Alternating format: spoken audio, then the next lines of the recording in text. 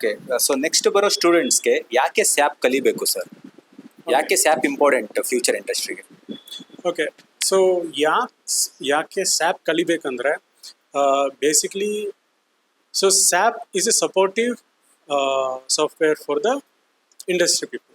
So ಸ್ಯಾಪಲ್ಲಿ basically like parallel ಆಗಿ it is linking the finance department, it is linking the procurement department, it is linking the management department, it is linking all those departments together in a single platform. So ಇದರಲ್ಲಿ ಏನಾಗುತ್ತೆ ಅಂದರೆ immediate ಆಗಿ ಇವಾಗ ಒಂದು ವಿಷಯ ಒಂದು ಕಡೆ ನಡೀತು ಅಂದರೆ it is updated through out the system. So ಅವಾಗ ಏನಾಗುತ್ತೆ ಅಂದರೆ ಡಿಲೇ ಆಗೋದಿಲ್ಲ, ಇನ್ಸ್ಟೆಂಟ್ ಆಗಿ ಎಲ್ಲ ಅಪ್ಡೇಟ್ ಆಗುತ್ತೆ. And on top of it ಎಲ್ಲದಕ್ಕೂ ಒಂದು ಡಾಟಾ ಪ್ರೂಫ್ ಇದೆ. ಸೊ ಅದಾಗಿ ರೀಟ್ರ್ಯಾಕ್ ಮಾಡೋಕ್ಕೂ ಅದಾದಮೇಲೆ ಡ್ಯೂರಿಂಗ್ ಅಕೌಂಟಿಂಗ್ ಟೈಮ್ ಇದೆಲ್ಲ ತುಂಬ ಹೆಲ್ಪ್ಫುಲ್ಲು. ಸೊ ಹಾಗಾಗಿ this is very important for the industries or the companies. So ಇದು ನಾವು ಕಲಿಯೋದ್ರಿಂದ we can help and we can get into the industries very easily. Majority of the students Tally ಮತ್ತು Excel, ಈಗ SAP, so ಮೂರಲ್ಲೂ ತುಂಬ confusion ಸ್ಟೇಟಸಲ್ಲಿ ಇರ್ತಾರೆ. So ನೀವೀಗ ಸ್ಯಾಪ್ ಕಲ್ತಿರೋದ್ರಿಂದ ವಾಟ್ಸ್ ಯುವರ್ ಸಜೆಷನ್? ಈಗ ಟ್ಯಾಲಿ ಬೆಟರ್ ಅಂತ ಅನ್ಸುತ್ತಾ, ಅಥವಾ ಅಡ್ವಾನ್ಸ್, ಅಥವಾ ಎಕ್ಸೆಲ್ ಬೆಟರ್ ಅಂತ ಅನ್ಸುತ್ತಾ, ಸ್ಯಾಪ್ ಬೆಟರ್ ಅಂತ ಅನ್ಸುತ್ತಾ? ಓಕೆ, ಸೊ ಇದರಲ್ಲಿ a person who is using SAP, so SAP ಯಾರು ಯೂಸ್ ಮಾಡ್ತಾರೋ ಅವ್ರಿಗೆ ಟ್ಯಾಲಿ ಅವರು ಡಾಟಾ ಕೊಡ್ತಾರೆ. ಸೊ ಟ್ಯಾಲಿ ಅವರು ಡಾಟಾ ಕೊಡೋದ್ರಿಂದ ದೇ ವಿಲ್ ಬಿ ಹೆಲ್ಪ್ಫುಲ್. ಸ್ಯಾಪಲ್ಲಿ ಆ ಡಾಟಾನ ಎಂಟರ್ ಆಗುತ್ತೆ. So a person who is learning Excel, so ಎಕ್ಸೆಲಲ್ಲಿರೋ ಡಾಟಾನ ಟ್ಯಾಲಿ ಯೂಸ್ ಮಾಡಿ ಟ್ಯಾಲಿಯಲ್ಲಿ ಎಂಟರ್ ಆಗುತ್ತೆ. ಅದೇ ಡಾಟಾ ಸೇಮ್ ಸ್ಯಾಪಲ್ಲಿ ಎಂಟರ್ ಆಗುತ್ತೆ. ಸೊ ಸ್ಯಾಪಲ್ಲಿ ಎಂಟರ್ ಆಗುವಾಗ these data is equally connected to the finance department, the procurement department, the final goods department, design department, all department connect ಆಗ್ಬಿಟ್ಟು it is like equally gone. So ಇವಾಗ if you ask me, Excel is a must. So Tally ನಿಮ್ಗೆ ಗೊತ್ತಿದ್ರೆ you will be into finance at all, data entry ಅಲ್ಲಿ ಇರ್ತೀರಾ. So SAP ಅಲ್ಲಿ ಬರುವಾಗ ಇದು entire, so ನೀವು ಅಲ್ಲಿ Excel ಅಲ್ಲಿ ಎಂಟರ್ ಮಾಡಿರೋದು ಏನು ಪ್ರಾಸೆಸ್ ಆಗುತ್ತೆ, ಹೆಂಗಾಗುತ್ತೆ, and how it is distributed across the system to various departments, ಇದು ನಿಮ್ಗೆ ಗೊತ್ತಾಗುತ್ತೆ. And it will be helpful so to the industries people to ಏನು ಹೇಳೋದು, to make it faster or useful. So ಈ 2026 ಅಲ್ಲಿ ಜಾಬ್ ಇವಾಗ ನೀವು ಎಲ್ಲ ಕಡೆ ನೋಡ್ತಾ ಇರ್ತೀರಾ, ಲೇ ಆಫ್ ಅಂತ ಸ್ಟಾರ್ಟ್ಅಪ್ ಆಗ್ತಿದೆ, ಬಟ್ ಕಂಪ್ನಿ ಮಾತ್ರ ಕ್ಲೋಸ್ ಮಾಡ್ತಾ ಇಲ್ಲ, ಕರೆಕ್ಟ್ ಅಲ್ವಾ? ಸೊ ನಾನು ನಿಮ್ಗೆ ಏನು ಕೇಳ್ತಾ ಇದ್ದೀನಿ ಅಂದ್ರೆ, ಕಂಪನಿ ಯಾಕೆ ಲೇ ಆಫ್ ಮಾಡುತ್ತೆ, ಅಥವಾ ಇವತ್ತಿನ ದಿನಕ್ಕೆ ಕೆಲಸ ಹುಡುಕೋದು ತುಂಬಾ ಕಷ್ಟ ಆಗಿದೆಯಾ? ಹೌದು ಹೌದು. ಸೊ ಇವಾಗ ಏನಾಗ್ತಾ ಇದೆ ಅಂದ್ರೆ, one, introduction of AI, two, a huge impact of robotics. So AI ಬಂದು robotics ಬಂದ್ಬಿಟ್ಟು ಮ್ಯಾನುಫ್ಯಾಕ್ಚರಿಂಗ್ ಇಂಡಸ್ಟ್ರಿಯಲ್ಸಲ್ಲಿ ಏನಾಗಿದೆ ಅಂದರೆ 10 ಜನ ಮಾಡಬೇಕಾದ ಕೆಲಸ it has become A job of 3 persons.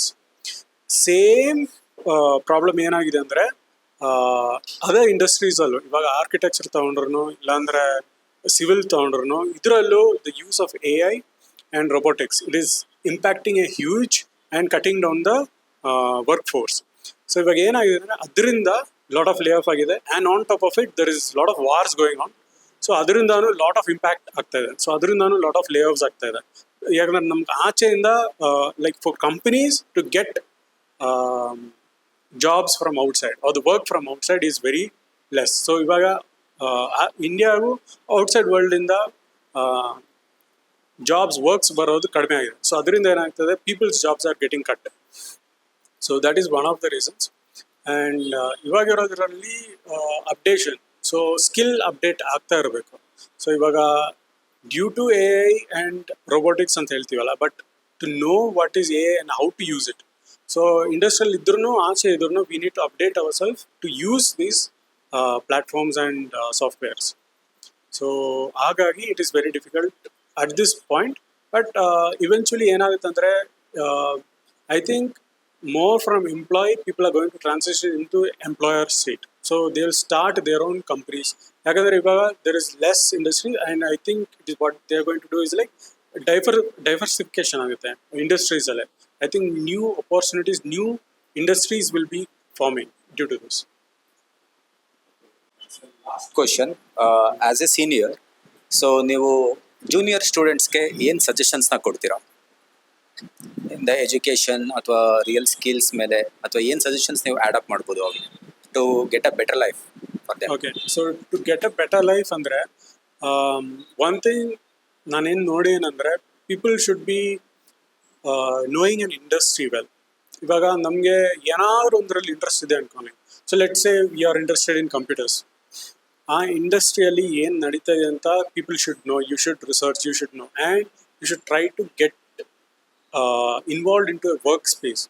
So ಇವಾಗ if you have something, let's say you are really good at gaming. So ಗೇಮಿಂಗಲ್ಲಿ ತುಂಬ ಜಾಸ್ತಿ ಇಂಟ್ರೆಸ್ಟ್ ಇದ್ದರೆ you will automatically know the hardware is required for it, the software is required for it. So ಇದೇ ಥರ ನಿಮ್ಮ interest ಏನಿದೆ, so if you are interested in some other field, let's say mechanical engineering. So mechanical engineering is wild, not wild, it's a vast field. So ಅದರಿಂದ ಏನಾಗುತ್ತೆ, ಅದರಲ್ಲಿ niche ಯಾವುದು ನಿಮ್ಗೆ interest ಆಗಿದೆ ಅಂತ you should know it, and you should see if you are really interested in to it. So ಅದು ಗೊತ್ತಾದ್ಮೇಲೆ you should pursue what you want to do. So that is one advice I will give. And the other thing is like, at this stage, you should try to have more on experience, outward experience into work. Like, ಆಚೆ ನಮಗೆ ಯಾವ ಥರ work ಸಿಗ್ತಾ ಇದೆ ಅಂತ ನಮ್ಗೆ ಗೊತ್ತಾಗಬೇಕು.